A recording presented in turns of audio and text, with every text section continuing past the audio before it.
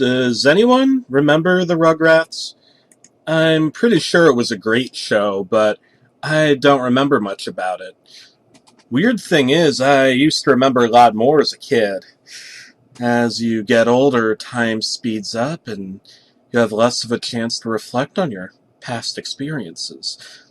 It's almost like you turn into a lesser copy of yourself as time progresses. Now, one thing I do know for definite certainty is that Rugrats was a kids' show. But there's a rare missing episode of Rugrats you've probably never seen. I know what you're thinking. These lost episodes are a dime a dozen. They're all fake. There's no way that this guy watches this much weird fucking TV. Well, let me fucking tell you something, you smug prick. There's a whole lot you don't know. I used to work for Nickelodeon.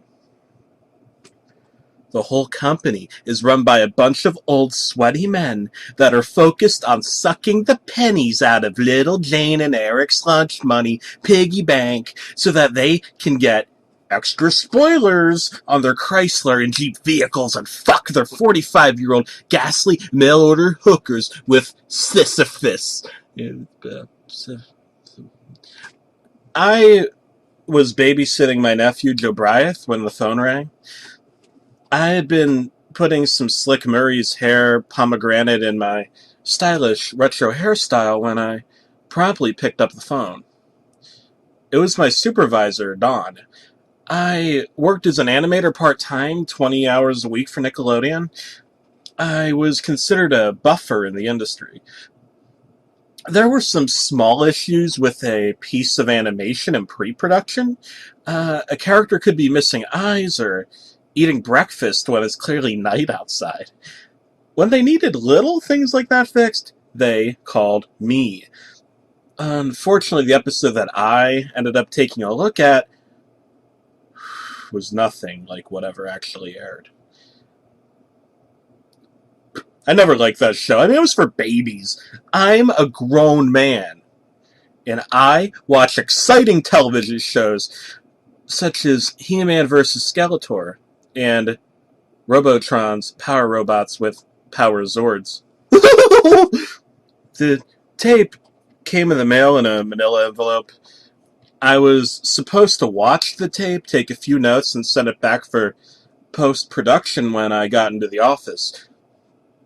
Technically, the episode was completed. It just needed some finite touches for the American public to ingest like so many pounds of pizza dough per year. Delicious pizza dough chunks. This manila folder was labeled SR2300. The rats take the cheese.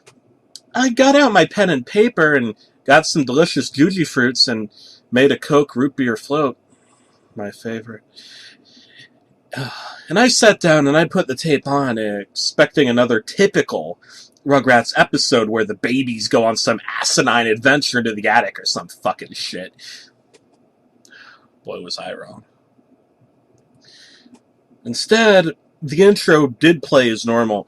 The Mark Mothersbaugh produced theme was music to my ears and a wonderful accompaniment to a show I merely regarded as work. The title, Diane Gets an Abortion, made me terribly confused. Diane was the name of Dee Dee or Tommy Pickles' character's mom? In case you don't know. The episode played like any other, with the babies sitting around their playpen talking. They were arguing over what make-believe scenario they could come up with this frickin' week. One wanted to be a pirate in the 1700s, and another wanted to be a World War II bomber in the 1940s. What Chucky said concerned me. I want to be a reporter in the 2001 attacks on the World Trade Center. There was the sound of black noise in the background. It was someone in the kitchen cooking. The sound of utensils clattering was extremely loud. It really hurt my ears. I made a note about the 9/11 reference and the overt noise in the sequence. While this was pre-September 11th, I was still concerned about what exactly Chucky was talking about. The picture was also slowly fading between black and white and color. I think it was supposed to be a past event occurring, but it was hard to tell. Tommy's gums were bleeding something fierce. I guess it's normal for babies' gums to bleed, but the blood surrounding the tartar on his one cankerous tooth was far too graphic for what the show usually portrayed. The babies decided to play professional wrestler. The scene cut to a fantasy sequence of them all pretending to be their favorite wrestlers. It was all fine and well until a real wrestler came in and started attacking the babies. A grown, muscled, 300-pound wrestler that looked like Hulk Hogan entered the ring and started attacking the babies. He gave Chucky a pile driver, shattering his glasses. He picked up Phil and Lil, if that's what their names were, and wore them like shoes while he stomped around the ring. He threw Tommy Pickles at the rubber of the sidelines. He flew like a basketball across the room, slammed into the floor, and the wrestler dove straight into him. You might think it was merely a dream sequence, but blood was everywhere.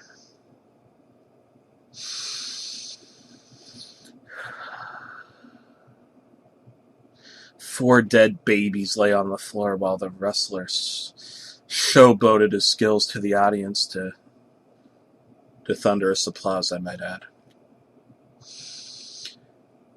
I made a note about how this was not family friendly, and no one wanted to see dead babies.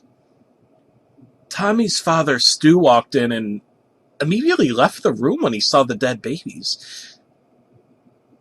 It's not that he actually did see them, I guess, but he saw something which made him turn around. Nobody else seems to even acknowledge the babies. Our new playmate is arriving today, Phil said with a stern look on his face. A grown German man entered the room and began to play with the babies. He played patty cake. Patty cake, baker's man, not! He yelled. He sat there and played in their birthday party. The babies seemed relaxed somehow, though I was thoroughly confused. He won't leave us alone, Tommy said, crying. In fact, the babies opened the playpen and left to climb upstairs. The German man followed them up there, and Stu was nowhere to be seen. As they climbed the stairs very slowly, the German man followed them, not interacting or stopping them, but following them. All of a sudden, there was a sound of an explosion. Thunder had hit a power line outside, I think. Or was the shot of the baby's bedroom, but it was just a guest room now. We have to get our clothing, Tommy said with a stern look on his face. They went into the attic and opened up a chest full of musty clothes. I heard the sound of snipping, and some bloody cord was in the corner. I feel...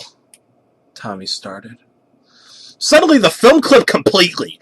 I made a note about the abrupt transition, but the camera cut to a scene of Tommy, who appeared to have assembled himself out of the other babies. Maybe they were holding him up. He was in an overcoat, not walking naturally. But I dropped my notepad when I saw what had happened next. Tommy dropped the coat, perhaps deliberately, I'll never know. Dozens of dead babies, including the extended cast, were glued to Tommy's body. Tommy was dead too. His eyes were completely hollow. The humanoid stack of dead babies had 3 dead babies for each leg, 4 dead babies for a torso, and Tommy's head sat at the top of the stack as the ringleader of this contorted monstrosity. The pulsing internal organs, writhing within the twisted bone column structure, were like something out of an H.P. Lovecraft novel. Highly realistic gore of the heart and lungs were depicted inside the pulsing, realistically rendered internal organs. The parts that were thin were stretched tight, bound together, and sewn, I guess. The hideous creature ambled down an airport terminal, smiling at people who gawked in horror. I picked up the notepad. I made several notes about the editing and tone of this scene, but my pen would no longer write for some reason. I chose to relax and continue on. "This is no dream," someone whispered. The camera rotated around Tommy's head, showing fragments of his detached skull. There was nothing inside his head, and the rendering was much more realistic here. I was extremely curious to know what artist had worked on this. No one at Nickelodeon's animation department had this particular style. "This is no dream," the voice repeated. All of a sudden, the eyeless Tommy humanoid stopped dead in its tracks. The head rolled off. The legs crumbled. It slumped over slowly and then fell to pieces. Suddenly, the camera cut to Dee Dee and Stu making pudding. "Stu, why are you making pudding at 11:11 p.m.? Dee Dee asked. "Because I have lost complete control of my motherfucking cock-sucking shitty-ass life. I hate myself and I want to die." I assume this was all a dream sequence, albeit an extremely fucked up one. Stu looked very disheveled. He picked up the phone and started mumbling over it. "I just want closure!" he yelled, slamming the phone down. "Oh no," Stu said. The German man was rooting through the fridge. The video suddenly cut to some performing a real-life C-section on a patient. As the doctor made the incision, I heard the familiar Rugrats intro play. Who would play the Rugrats intro during a surgical procedure? I had enough. I puked up a small amount of juji fruit and shut this nonsensical and disturbing tape off. I leaned forward and I spilled my Coke float all over my brand new ottoman. No one, and I mean no one, would let daytime children's programming play disturbing surgery videos. I had enough. I promptly called my production manager and demanded to know the meaning of this video, as well as demanded compensation for my ruined furniture. It's his fault. Instead, I just heard the scene replay. "Stu, why are you making pudding at 3 a.m.? "Because I hate myself and I want to die." Click! I hung up the phone. It would take me 2 hours to drive to the office, and they were closed on weekends. I couldn't find my key to the office anyway. Well, curiosity got the best of me. I put the tape back in and sat through the entire C-section video. The doctors didn't extract a fetus. They pulled a bloody VHS tape out of the woman. Maybe it was a surgery video? But how could a VHS tape get inside a woman like that? You tell me. Unless someone had put it in there. None of this made any sense whatsoever. The camera zoomed. It was the very tape I was watching. SR2300. The rats take the keys. I had that dream again, Stu said, waking up. We were in another dimension where everything was more clear. We moved different. We were different. Stu sighed. I think I'm going to make some pudding. He left the room, mumbling, quite disheveled. Phil and Lil stood like towers at the end of the hall. Someone threw something at them and they exploded. Was this still a dream? Now I understand, Stu said, making pudding slowly. You could hear the whisk grinding uncomfortably against the metal bowl. We had the baby, and we didn't. It grew up, but it didn't. We never conceived it, and we did. And it died. What was a Schrodinger's cat reference doing in a children's cartoon?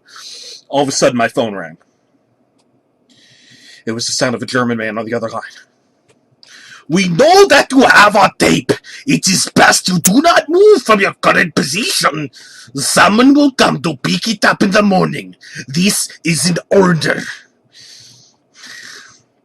I suddenly had the urge to make some pudding. I turned the stove on and got the mix. I could only assume that this was one of the higher-ups at Nickelodeon Studios, you know? One of those guys who sits behind a desk all day, twiddling his thumbs and masturbating Japanese-drawn cartoons. In retrospect, I should have left town immediately. I woke up bright and early at 9 a.m. I made a delicious breakfast of French toast with powdered sugar, eggs, and baby sausage links. As I ate my breakfast, the doorbell rang. I looked through the peephole just to make sure, and there was a professional fucking wrestler outside my fucking door. He was dressed exactly like the one in the cartoon. Open this goddamn door, he yelled. I opened the door. Give me the goddamn tape, he ordered. He had a duffel bag filled with dead plastic babies. I gave him the tape, but it was a counterfeit. Part of me wanted to sabotage their whole mission, their whole operation. I was planning to quit anyway. He punched me in the jaw, twisted my leg, slammed me on my own coffee table. I scrambled out of the room, and he threw dead plastic babies at me. He kicked me in the side, and he punched me in the fucking balls. I grabbed his spandex and ripped it off, revealing that he had a muscly horse vagina instead of normal human genitalia. I screamed in horror as the horse vagina disturbed me. I scrambled into the kitchen, where molten hot pudding was still bubbling over the stove. I hit the handle as the professional wrestler pounded into me. The handle flew back, scalding his face. He screamed as his beard burned away and the flesh of his skin turned third-degree white. My beauty! My youth! The neighbors had called the police, and we were both arrested. Nickelodeon covered the entire thing up, playing a completely different episode. This one never aired. I can only assume that the other tape was meant for someone else on Earth, or somewhere else. I was never compensated for the ottoman. And as for the tape itself, I hid it somewhere no one would ever find it.